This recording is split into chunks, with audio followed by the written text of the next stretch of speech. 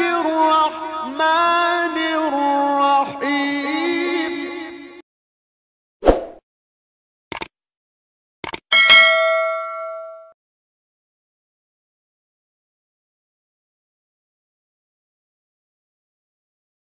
نحمده ونستعينه ونستغفره ونؤمن به ونتوكل عليه ونعوذ بالله من شرور أنفسنا ومن سيئات أعمالنا من يهده الله فلا مضل له ومن يضلله فلا هادي له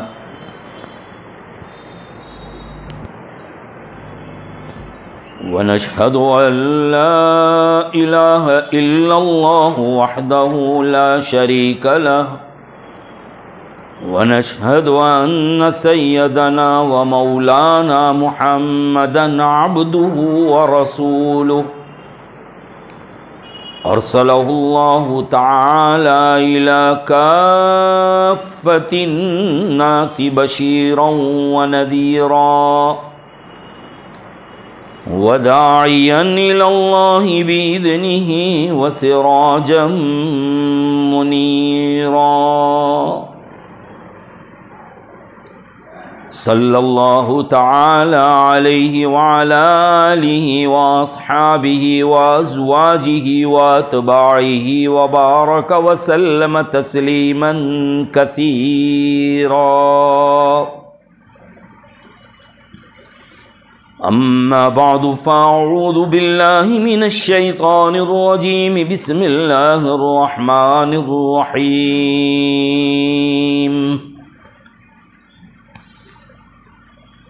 من عمل صالحا من ذكر أو أنثى وهو مؤمن فلنحيينه حياة طيبة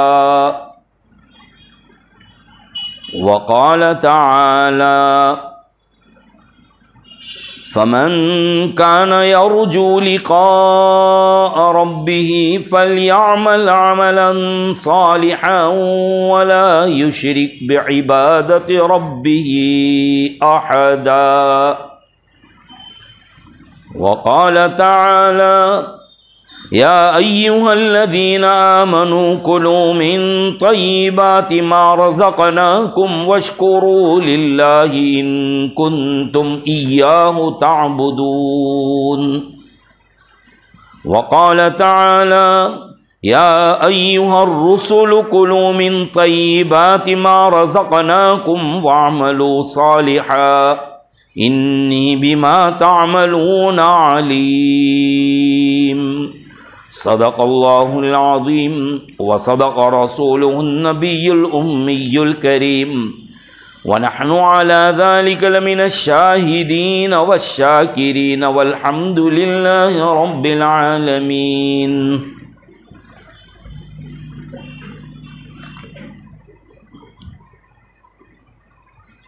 बुज़ुर्गान महतरम व बिरादरान अज़ीज़, दुआ फरमाए कि अल्लाह तबारक व ताला अपने फ़ज़ल व करम से कुछ ऐसी बातें कहलवा दे जो मेरे और आपके हक़ में मुफीद और कारगर साबित हों, और कही सुनी बातों पर अल्लाह तबारक व ताला हम तमाम को अमल की तौफ़ीक नसीब फ़रमाए। कुरान करीम की चंद आयात तिलावत की है जिसमें अल्लाह तबारक व ताला ने नेक आमाल के करने का हुक्म दिया है और उसकी तरगीब और उसकी फ़जीलत बयान फरमाई है। साथ साथ नेक आमाल की तौफ़ीक किससे होती है, उसके जज्बात किससे पैदा होते हैं, नेक आमाल की तरफ तबीयतें किस चीज़ से चलती है, वो भी कुरान करीम ने बयान कर दिया।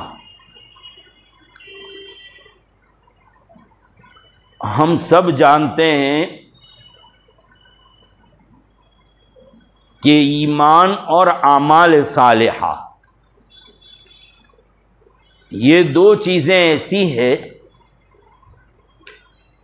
कि दुनिया में भी फ़ायदा देती है और दुनिया में भी काम आने वाली चीज़ है,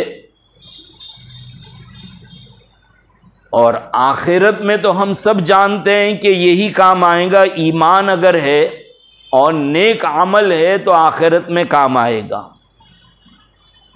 लेकिन शायद दुनिया की तरक्की या दुनिया के फ़ायदे वो भी ईमान और आमाल सालिहा में है, ये जल्दी हमें समझ में नहीं आता। हालांकि दुनिया भी चैन और सुकून से गुजरेगी तब जबकि इंसान के पास यही ईमान और आमाल सालिहा है। पहली आयत पाक मैंने जो पढ़ी है उसके बाद वाली आयत, इसमें अल्लाह ताला इरशाद फरमाते कि मन आमिल सालिहम मिन ज़करिन औ उन्सा, कि जिसने नेक आमाल सालिहा, नेक आमाल किए, आमाल सालिहा किए, हाल ये है कि वो मोमिन भी है। और कुरान करीम बार बार इस चीज़ की तरफ तवज्जो दिलाता है कि ईमान अगर है और फिर नेक अमल करेगा तो अमल में वज़न भी होगा और अमल कबूल भी होंगे। अगर इंसान के पास ईमान नहीं है और चाहे कितने अच्छे अमाल कर ले, कितने अच्छे अमल करे, लेकिन अगर ईमान नहीं है तो उसका अमल अल्लाह ताला की यहाँ कोई हैसियत नहीं रखेगा। जैसा कि कुरान करीम में फरमाया कि फला नुकीम लहुम यौमल क़ियामति वज़ना, हम क़यामत के दिन उनके वज़न को कायम नहीं करेंगे, उनके आमाल का वज़न नहीं करेंगे। तो सवाल पैदा होता है कि कुरान करीम में एक जगह पर तो कहा गया है, कई जगह पर कि आमाल को तोलेंगे, आमाल का वज़न होगा, हदीस शरीफ में भी आता है, लेकिन यहां पर कहते हैं कि हम उनके वज़न को तोलेंगे नहीं। तो उलमा ने उसका जवाब दिया कि काफिर आदमी अगर अमल करता है, चाहे कितना अच्छा नेक अमल कर ले, लेकिन ईमान नहीं है तो उसके आमाल की हैसियत ही नहीं होगी। आमाल उसी वक्त एक्सेप्ट किए जाएंगे, कबूल किए जाएंगे जब उसके पास ईमान हो,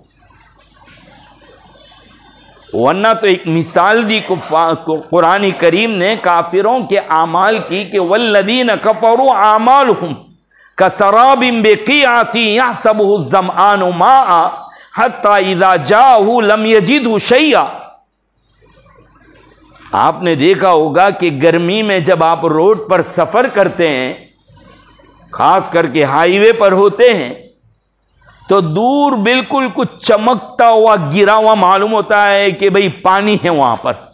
देखना जरा, धूप की रोशनी जब रोड पर पड़ती है तो दूर से ऐसा लगता है कि पानी है, लेकिन जब करीब जाकर देखते हैं तो वहां पानी वानी कुछ नहीं है, वो तो रोड के ऊपर सूरज की गर्मी की वजह से चमक नजर आती है। कहा कि कुफ्फारों के आमाल की मिसाल भी ऐसी है कि वो क़यामत के दिन उम्मीद रखेंगे कि मेरे आमाल का बदला मिलेगा, लेकिन कसराबिन बिक़ीअतिन यहसबु, उसको शराब कहते, उस चमक को, रोड की चमक को शराब नहीं, शराब छोटी सी से।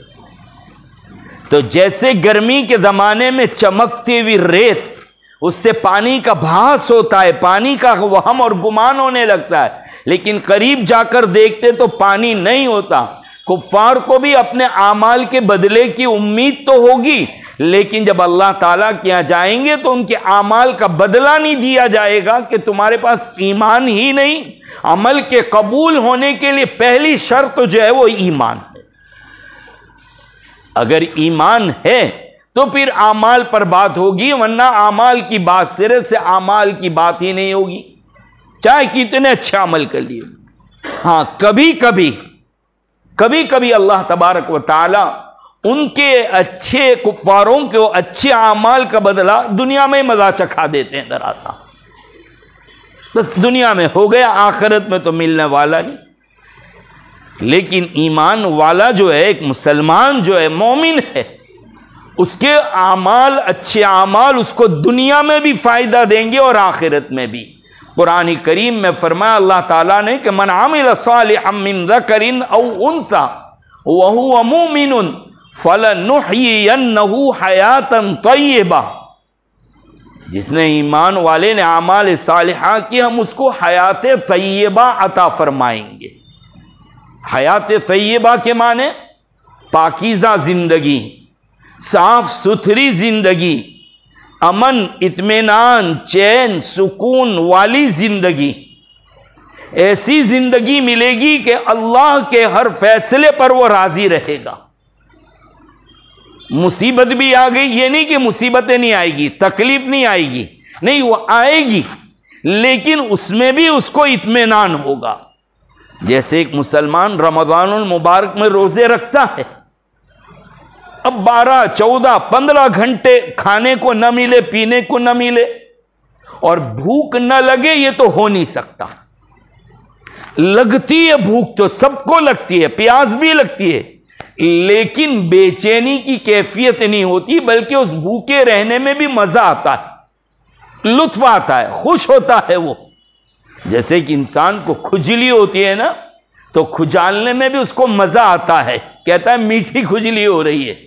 तो ऐसी मीठी भूख है, रोजे की हालत में भूख तो लग रही है, लेकिन बेचैनी की कैफियत नहीं है, मजा आ रहा है उसको, प्यास तो लग रही है, लेकिन उस पर भी वो राजी है, कभी खाने पीने की तरफ ध्यान भी नहीं जाता, बस इफ्तारी में खाऊंगा, इफ्तारी में पीऊंगा, बेचैनी की कैफियत नहीं। हाँ, बेचैनी की कैफियत हो अगर, तो कहते हैं रोजा लगा, उसको रोजा लगना कहते हैं, जिसमें वो गुस्से हो जाए, जिससे वो लोगों से लड़ने लगे, जिससे उसकी तबीयत में हैजानी कैफियत पैदा हो जाए। तो देखिए, भूख तो लगी, प्यास तो लगी, लेकिन उसको परेशानी नहीं हो रही है। या कारोबार के एतबार से समझिए कि एक कारोबारी आदमी है, जब सीजन होती है, खाने की फुर्सत नहीं होती, भूख भी लगती है, प्यास भी लगती है, लेकिन उसका ध्यान खाने पीने की तरफ जाता ही नहीं, वो अपने काम में इतना मशगूल होता है, परेशानी नहीं होती उसको। लेकिन छुट्टी के दिन में, फुर्सत के दिन में यही भूख कैसे सताती है उसको।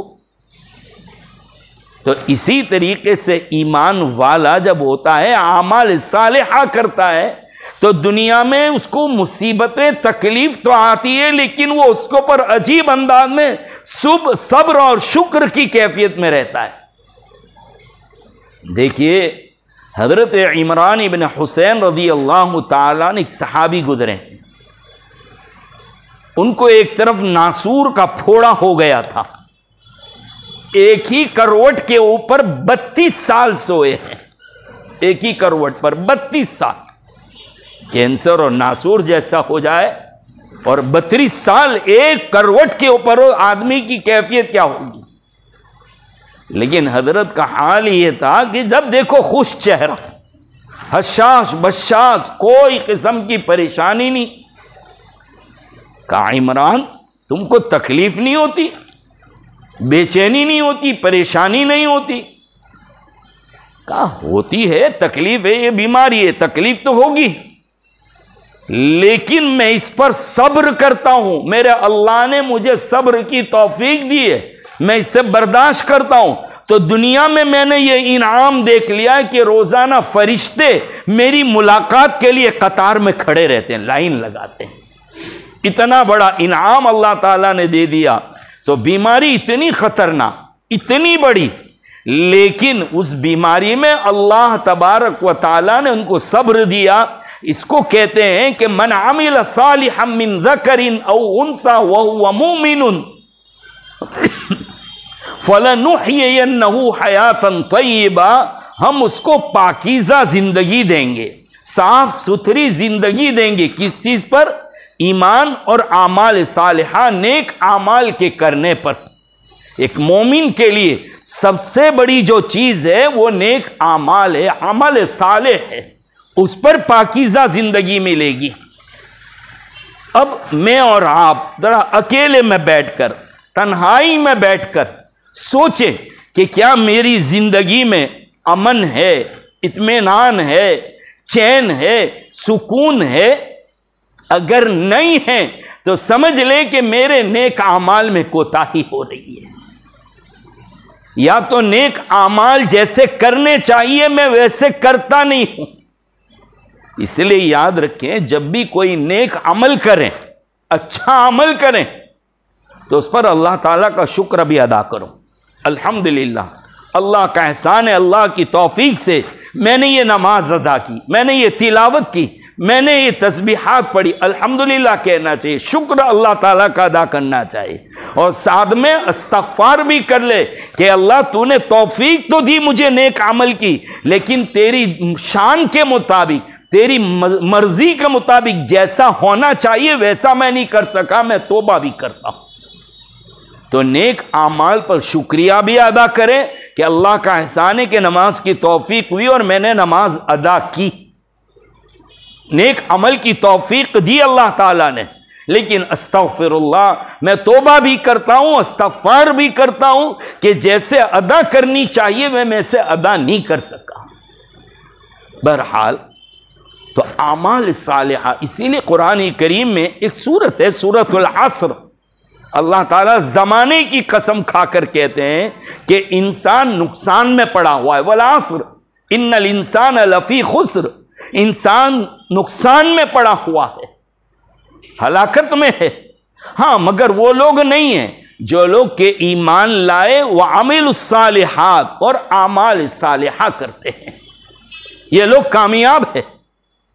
फमन काना यरजू लिका रब्बी, जो शख्स के उम्मीद रखता है, यकीन रखता है अपने रब की मुलाकात का, कि मुझे एक दिन मरना है और मरने के बाद मेरे रब से मेरी मुलाकात होगी, अल्लाह ताला का सामना होगा, अल्लाह ताला सवाल और जवाब करेंगे, अल्लाह को मुझे हिसाब देना है, फिर वह आदमी कभी भी ऐसा नहीं हो सकता कि वह अमल नहीं करेगा। फलयामल अमलन सालिहा, जिसको मरने का यकीन हो, आखिरत का यकीन हो, हिसाब किताब का यकीन हो, उसको चाहिए कि फलयामल अमलन सालिहा, वो नेक आमाल करे। कुरान करीम ने नेक आमाल पर बतलाया, लियुखरिजकुम, ताकि अल्लाह ताला निकाले मिनज़्ज़ुलुमाति इलन नूर। नेक अमल की बरकत क्या होगी? अल्लाह तारीकियों से, अंधेरियों से, गुनाहों से नूर, रोशनी और अच्छे आमाल की तरफ निकालेंगे तुमको। इसका सबसे बड़ा फायदा ये है। अब नेक अमल है किया, किसको कहते हैं? नेक अमल जो कुरान और हदीस से साबित है, जिसको नबी करीम सल्लल्लाहु ताला अलैहि वसल्लम ने बयान किए, कुरान करीम ने उसको बयान किया। कुरान करीम नेक आमाल और नेकियों के बारे में अजीब बात करता है, कहता है कि इन्नल हसनाति युज़हिबन सय्यिआत।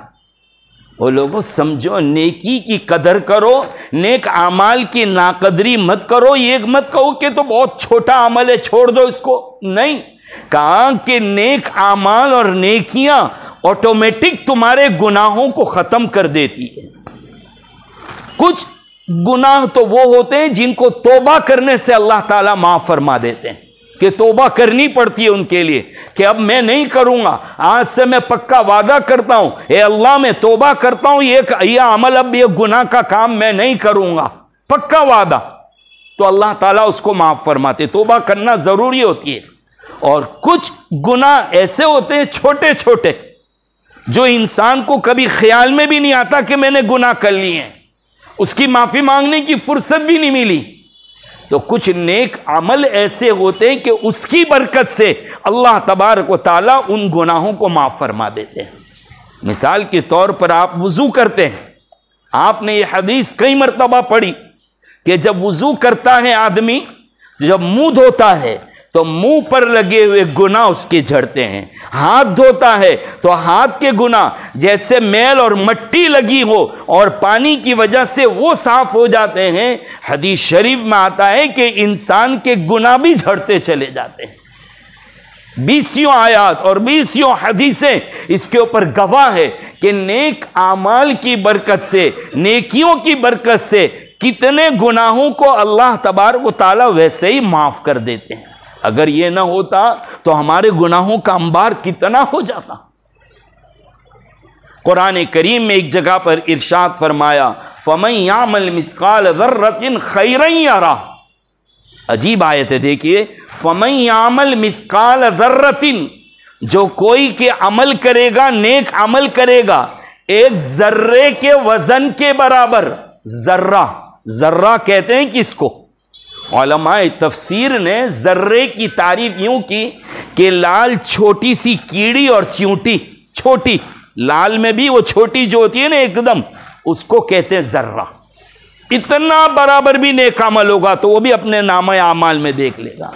बाज लोगों ने इससे भी नीचे जाकर तारीफ की कि कभी आपके घरों में वो खिड़कियां होती है जिसमें छोटे छोटे सुराख बेमालूम से होते हैं, अंदर से बाहर से धूप झड़कर वो अंदर रोशनी आती है घर के अंदर, देखा, और वो एक लाइन जैसी, जैसे कोई ने एक लाइन खींची हो ऐसी, और वो लाइन में देख लेना कुछ उड़ता हुआ नजर आएगा। आप पकड़ने जाएंगे तो हाथ में भी नहीं आता है। वो सुराख में से जो रोशनी आ रही जमीन तक गिर रही है, उसमें कुछ उड़ता हुआ नाचता कूदता नजर आता है। आप समझेंगे कीड़े मकोड़े, लाओ मैं हाथ में पकड़ूं तो सही, लेकिन जब पकड़ने जाते हैं तो वो हाथ में भी नहीं आते। उलमा कहते इसको जर्रा कहते हैं, यानी ऐसी बेमालूम, ऐसी नेकी कि जो तुम्हारे ख्वाबो ख्याल में भी नहीं लेकिन तुमसे हो गई। अल्लाह ताला कहते हैं कि फमन यामल मिस्काल ज़र्रतिन खैरन यरा, उसको भी तुम जरूर भी जरूर अपने नेक आमाल के, अपने नामे आमाल में देखोगे। यह है अल्लाह ताला की यहाँ का मामला। इसीलिए अल्लाह के नबी सल्लल्लाहु अलैहि वसल्लम हज़रत आयशा से फरमाते कि आयशा, किसी गुनाह को छोटा समझकर मत करो, वरना पता नहीं अल्लाह ताला के यहां किस गुनाह के ऊपर पकड़ हो जाए। देखिए, कुरान और हदीस में, इस्लाम में हमें दो तरीके के गुनाह बताए हैं।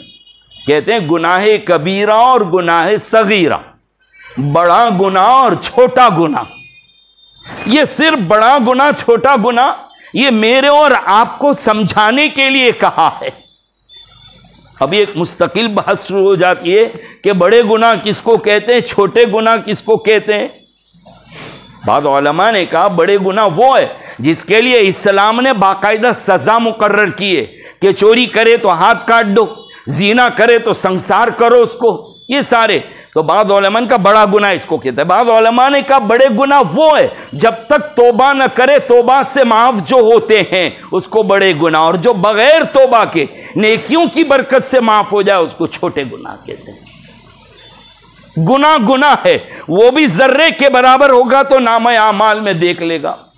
लेकिन एक बुजुर्ग ने मिसाल बहुत अच्छी दी कि पता नहीं अल्लाह की यहां पकड़ किस पर हो जाए, बड़े गुनाह पर हो जाए या छोटे गुनाह पर।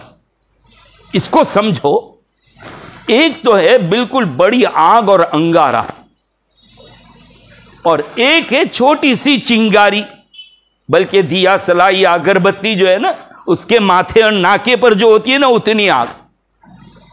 अब अगर किसी को पहलवानी बताया जाए और जरा सी वो अगरबत्ती लगा दो, चुटका दे दो, या माचिस की दिया सलाई जो जल रही है बुझने के बाद, उसका शौला बुझने के बाद जो है ना माचिस, वो जरा सी हाथ पर ले लो, बर्दाश्त होगी? अंगारा पकड़ लो या आग का शौला पकड़ लो, उसमें जितनी तकलीफ होगी उतनी तकलीफ इसमें भी होगी। बड़ा बिच्छू काटे या छोटा बिच्छू काटे, तकलीफ दोनों की सेम। सांप बड़ा काट ले या छोटा काट ले, दोनों में कोई फर्क होगा? नहीं, कोई फर्क नहीं। बड़ा पत्थर सर में लग जाए या जरा सी ठोकर लग जाए, हम तूफान उतना ही करेंगे। तो अगर अल्लाह ताला बड़े गुनाह पर अंगार लगाए, छोटे गुनाह पर चिंगारी लगाए, बताओ किससे बर्दाश्त होगा? तो ये तो मुझे और आपको समझाने के लिए कहा। खैर, बात चल रही थी हमारी आमाल सालिहा के ऊपर कि आमाल सालिहा, बाज बुजुर्गों ने आमाल सालिहा की तो लिस्ट अगर तैयार करें कि कितने हैं नेक अमल, वो तो बेशुमार है। लेकिन कहा कि चंद आमाल ऐसे हैं कि उस पर हम तवज्जो नहीं देते। जैसे अगर कहा जाए कि भाई सबसे नंबर 1, अपने इल्म के मुताबिक अमल करो, फौरन आदमी खड़ा हो जाएगा कि अच्छी बात कहकर गए कि अपने इल्म पर अमल करो। मेरे पास तो इल्म है ही नहीं, मैं तो जाहिल हूं, मैंने तो कुछ पढ़ा ही नहीं, मैं तो कहीं गया ही नहीं, ये तो उलमा का काम है, इनकी पकड़ पहले, ये बड़े आलिम है। या वो लोग के जो दावत में लगे, काम में लगे हैं, वो जानते हैं कि नेक अमल किया है और इल्म किया है, पकड़ इनकी होगी। मैं तो जाहिल हूं, अंगूठा छापूं। नहीं, दुनिया में हर आदमी के पास कुछ न कुछ इल्म तो जरूर है। क्या हर मुसलमान ये नहीं जानता कि उसके ऊपर 5 वक्त की नमाजें फर्ज है? इतना इल्म तो है ना कि कब्र में जाएगा तो सबसे पहला सवाल ईमान के बाद नेक अमल में से नमाज का होगा। बतलाइए कौन है अंदर से जो ये नहीं जानता हो? सबके इल्म में ये बात है कि नमाज फर्ज है, 5 वक्त की, जरूरी है, नहीं पढ़ेंगे तो अल्लाह के यहां इसका अजाब मिलेगा। लेकिन बताओ कितने लोग हैं जो अपने इस इल्म के मुताबिक अमल करते हैं? सबसे बड़ी कोताही क्या हो रही? यही हो रही है कि हम अपने इल्म पर अमल नहीं करते, यह सबसे बड़ी कोताही है। और यह कहकर कोई छूट नहीं सकता दुनिया में से कि मुझे तो पता ही नहीं है कि इल्म क्या चीज और मेरे पास तो है ही नहीं। नहीं, इतना इल्म तो सबके पास है कि नमाज 5 वक्त की फर्ज है। कौन छूट सकेगा इससे? बताइए कौन ऐसा जिससे मुतालबा नहीं हो सकेगा? अच्छा, क्या यह मालूम नहीं है मुसलमान को कि किसी गैर महरम औरत पर नजर डालना जायज नहीं है, हराम है? क्या इतना इल्म है या नहीं? ना कह सकता है कोई? कोई ना नहीं कह सकता। अगर वो डाल रहा है, उसको ये कहा जाए कि अगर जिस तरीके से तू किसी को देख रहा है वो किसी की मां बहन है, तो इसी तरीके से तेरी मां बहन जा रही है और तू कोई और देखे तो तू बर्दाश्त करेगा? वो कहेगा ना, मैं बर्दाश्त नहीं करूंगा, इस्लाम भी इजाजत नहीं देता है। उस वक्त वो मसला याद आ जाएगा कि हाँ, शरीयत के अंदर हराम है, जायज नहीं है। तो इतना इल्म तो मेरे पास, आपके पास, सबके पास है, सब जानते हैं कि गोया ये अमल जायज नहीं है, ये नहीं करना चाहिए, ये हराम है। अब कोई कह सकता है कि मैं तो छूट जाऊंगा, मेरे पास इल्म नहीं है? ये सबसे बड़ी जो कोताही हो रही है। हज़रत पीर जुल्फ़कार साहब दामद बरकातुहुम, उन्होंने अपने खुतबात और अपनी तकरीर के अंदर इस बात को कहा कि नेक अमाल तो बहुत है, लेकिन जिसमें कोताही हो रही है वो एक 5 चीज़ों की तरफ निशानदेही की। कहा उसमें से सबसे पहले नंबर पर ये कि अपने इल्म के मुताबिक अमल करना। और कितनी चीज़ों का इल्म है हमारे पास? जब बैठ जाएंगे, एक कागज और कलम लेकर बैठ जाओ, कितनी बातों को आप जानते हैं, और फिर सोचो कि क्या मेरी जिंदगी में ये है? बयानों के होने और सुनने सुनाने का मकसद यही कि हम जरा ठंडे से, गौर से बैठकर सोचें कि ये जो बात कही जा रही है क्या बात सही है? बैठकर सोचे ठंडक से। ये नहीं कह सकते कि मेरे पास इल्म नहीं है। तो अपने इल्म के मुताबिक अमल करना, यह है नेक अमल। और कितना मैंने अपने कोई इल्म के मुताबिक अमल किया, वो हर आदमी को जवाब मिल जाएगा। कोई ये नहीं कह सकता कि मैं जाहिल हूं, अंगूठा छाप हूं, मुझे तो कुछ पता नहीं है। नहीं, सबको मालूम है। नंबर 2 पर अल्लाह की नेमतों पर अल्लाह का शुक्रिया अदा करना।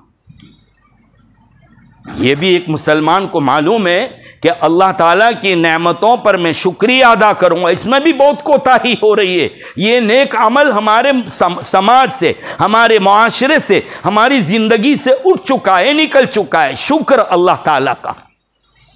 सबसे बड़ी नेमत और दौलत ईमान की दौलत है। अल्लाह ताला का एहसान है कि अल्लाह ताला ने हमको मुसलमान के घर में पैदा किया, हमको ईमान की दौलत से नवाजा, हमें कलमे वाली दौलत और कलमे वाली समझ नसीब फरमाई बारी ताला ने। इससे बढ़कर कोई नेमत नहीं। ये अगर नहीं है ईमान, दुनिया भी बर्बाद, आखिरत भी बर्बाद। आखिरत तो यकीनी, दुनिया तो 60-70 साल की है, आखिरत जो है वो हमेशा की, वो बर्बाद होकर रहेगी। ईमान अगर नहीं है, और ईमान है तो कामयाब है।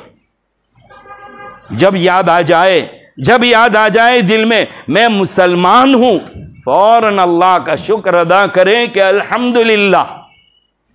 लोगों को देखें वो गैरुल्लाह की इबादत कर रहे हैं। कहीं ऐसी जगह से गुजर हो रहा आपका कि लोग गैरुल्लाह की इबादत में मुब्तला है, फौरन शुक्र अदा करें, अल्लाह तेरा एहसान है कि तूने मुझे ईमान की दौलत दी। कुरान करीम कह रहा है अल्हम्दुलिल्लाहिल्लज़ी हदाना लिहाज़ा वमा कुन्ना लिनहतदिया लौला अन हदाना अल्लाह। तमाम तारीफात उस अल्लाह के लिए है जिस अल्लाह ने इस दीन इस्लाम की हमें हिदायत अता फरमाई। अगर अल्लाह हिदायत न देते तो हम कभी भी हिदायत पर ना आते। तो अल्लाह का शुक्र अदा करें।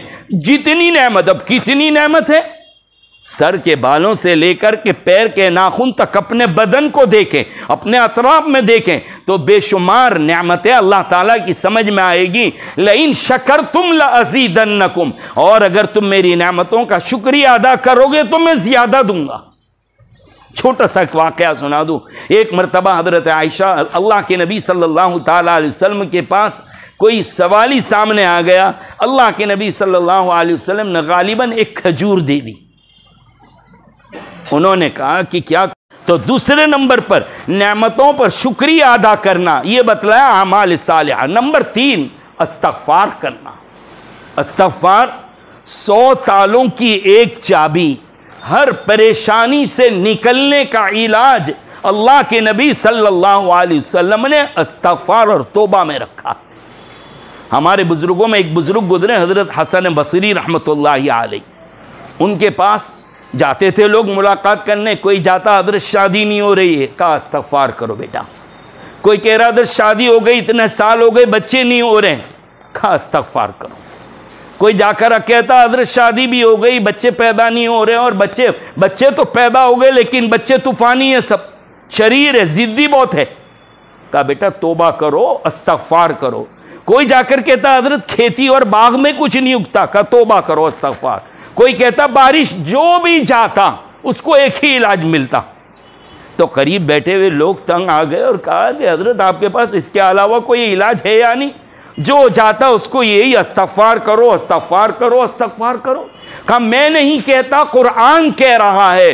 हजरत सूरे नूह के अंदर बयान किया इस्तग़फ़िरू रब्बकुम फ़क़ुल्तु इस्तग़फ़िरू रब्बकुम इन्नहु कान गफ़्फ़ारा युरसिलिस समा अलैकुम मिदरारा। वो खूब अच्छी बारिश बरसाएगा। अल्लाह ताला तुम्हें नेक साले